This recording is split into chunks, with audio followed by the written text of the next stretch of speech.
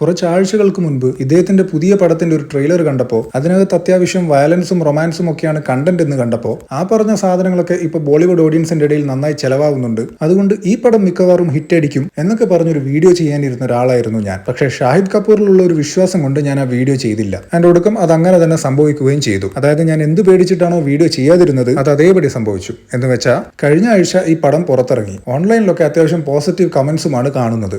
പക്ഷേ കളക്ഷൻസ് ഒരു സ്റ്റാർ പവറുള്ള സിനിമയ്ക്ക് വേണ്ട കളക്ഷൻ അല്ല വന്നുകൊണ്ടിരിക്കുന്നത്. അപ്പൊ എല്ലാ പടത്തിനും ഇങ്ങനെ സ്റ്റാർ പവറുള്ള കളക്ഷൻ വരണമോ എന്ന് ചോദിച്ചാൽ അവിടെയാണ് ഇതിലെ നായകൻ ആരാണ് എന്താണെന്നുള്ള ഒരു പോയിന്റ് വരുന്നത്. The curious case of Shahid Kapoor. ബോളിവുഡിൽ പണ്ട് അനിൽ കപൂർ ഗോവിന്ദ യുഗത്തിന് ശേഷം ഷാറൂഖ്, സൽമാൻ, ആമിർ വന്നു. അതിനുശേഷം അത്തരത്തിലൊരു സ്റ്റാർഡം നേടിയെടുത്തത് 2000-ന്റെ തുടക്കത്തിൽ വന്ന ഋത്തിക് റോഷൻ ആയിരുന്നു. ഇനി അതിനുശേഷം ആര് ആ പൊസിഷനിൽ എത്തിയെന്ന് ചോദിച്ചാൽ അത് രൺബീർ കപൂർ ആണ്. ഒപ്പം രൺബീർ സിംഗിനെയും നമുക്ക് വെക്കാം. എന്നാൽ ഈ ഋത്തിക് റോഷന് ശേഷം രൺബീർ കപൂറിന് മുൻപ് ബോളിവുഡിൽ അരങ്ങേറിയ ഒരു നടനായിരുന്നു ഷാഹിദ് കപൂർ. എന്ന് വെച്ചാൽ ഇദ്ദേഹത്തിന് 20 വർഷത്തിലേറെയായി നായക നടനായി നിലനിന്നുകൊണ്ടുള്ള ഒരു എക്സ്പീരിയൻസ് ആ ഒരു ഇൻഡസ്ട്രിയിലുണ്ട്. പക്ഷെ ഇത്രയ്ക്ക് എക്സ്പീരിയൻസ് ഉണ്ടായിട്ടും പുള്ളിക്ക് എന്തുകൊണ്ട് ആ ഒരു സ്റ്റാർ പവർ ഇതുവരെ ക്രിയേറ്റ് ചെയ്യാൻ സാധിച്ചില്ല? ആളൊരു നെപ്പോ ആണ്. പക്ഷെ അത് മാത്രമല്ല അദ്ദേഹത്തിന്റെ അഡ്രസ്. പുള്ളി മികച്ചൊരു നടനാണ്, നല്ല ഗംഭീര ഡാൻസർ ആണ്. ഒരു ഇന്റൻസ് കഥാപാത്രത്തിലേക്കും ഒരു സോഫ്റ്റ് ലവർ ബോയ് കഥാപാത്രത്തിലേക്കും ഈസിലി ടേൺ ചെയ്യാൻ കഴിയുന്ന ഒരു ലുക്ക് അദ്ദേഹത്തിനുണ്ട്. ഇതൊക്കെ ഉണ്ടായിട്ടും എവിടെയാണ് അദ്ദേഹത്തിന് പാളിപ്പോകുന്നത്? അപ്പോൾ ഇതിൽ നിന്നൊക്കെ മനസ്സിലാവുന്നത് പടം എന്തോ എങ്ങനെയോ ആയിക്കോട്ടെ, അറ്റ്ലീസ്റ്റ് ആദ്യ വീക്കിലേക്കെങ്കിലും ജനങ്ങളെ തിയേറ്ററിലേക്ക് പുള്ള് ചെയ്യുന്ന